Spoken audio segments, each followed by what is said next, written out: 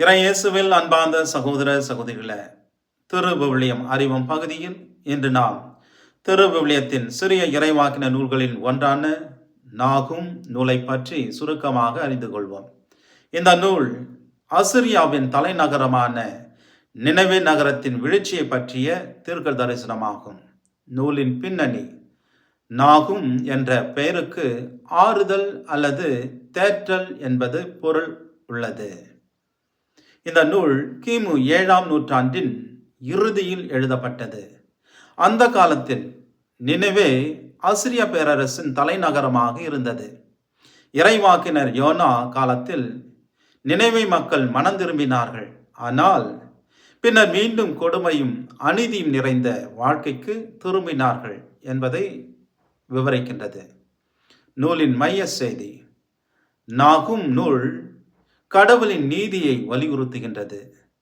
நினைவே செய்த வன்முறை மற்றும் அநீதிக்காக கடவுள் அவர்களை தண்டிப்பார் என்று அறிவிக்கப்படுகின்றது. அதே நேரத்தில் துன்பப்படுகின்ற மக்களுக்கு கடவுள் அடைக்கலமும் ஆறுதலும் அளிப்பார் என்று இந்த நூல் எடுத்துரைக்கின்றது. நூலின் கட்டமைப்பு.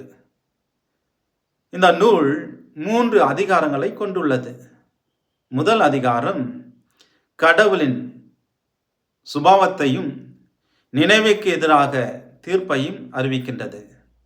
கடவுள் பொறுமை உள்ளவர், ஆனால் அநீதியை தண்டிக்காமல் விடமாட்டார் என்பதை இந்த பகுதி கற்பிக்கின்றது. 2ஆம் அதிகாரம் நினவே நகரத்தின் வீழ்ச்சியை பற்றி விவரிக்கின்றது. வலிமையான நகரமாக இருந்த நினவே முழுமையாக அழியும் என்று தீர்க்க தரிசனம் வழங்கப்படுகின்றது. 3ஆம் அதிகாரம் நினைவே செய்த பாவங்களையும் அதன் இறுதியான அழிவையும் எடுத்துரைக்கின்றது. அவர்கள் செய்த கொடுமைக்காக அவர்களின் வீழ்ச்சி தவிர்க்க முடியாது என்பதாகும். நாகும் நூல் நமக்கு 3 முக்கிய பாடங்களை கற்பிக்கின்றது. 1. கடவுள் நீதி உள்ள நீதிபதி ஆவார்.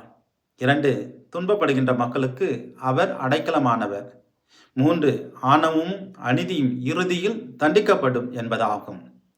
இறுதியாக நாகும் நூல் கொடுமைக்காரர்களுக்கு கடவுளின் நீதி தீர்ப்பு கண்டிப்பாக உண்டு, பாதிக்கப்பட்ட மக்களுக்கு நம்பிக்கையும் ஆறுதலையும் அளிக்கும் கடவுளாக இருக்கின்றார் என்பதை இந்த நூல் நமக்கு கற்பிக்கின்றது. ஆகவே அன்பு சகோதர சகோதரிகளே, நம்முடைய ஆணவத்தையும் பாவத்தையும் விட்டு மீண்டும் கடவுளிடம் திரும்ப வேண்டும் என்பதே இந்த நூலின் முக்கிய செய்தியாக இருக்கின்றது. இறைவனிடம் திரும்பினால் இறைவன் தரும் மீட்பை நாம் பெறுவோம். அவருடைய ஆறுதலில் நாம் இளைப்பாறுதல் அடைவோம். மீண்டும் திருவிவிலியம் அறிவும் பகுதியில் சந்திப்போம். அதுவரை இறை ஆசீர்வாதத்தோடு இருப்போம். எல்லா வல்ல அன்பிறைவன் தந்தை, மகன், தூய ஆவியார் உங்களை ஆசீர்வதிப்பாராக.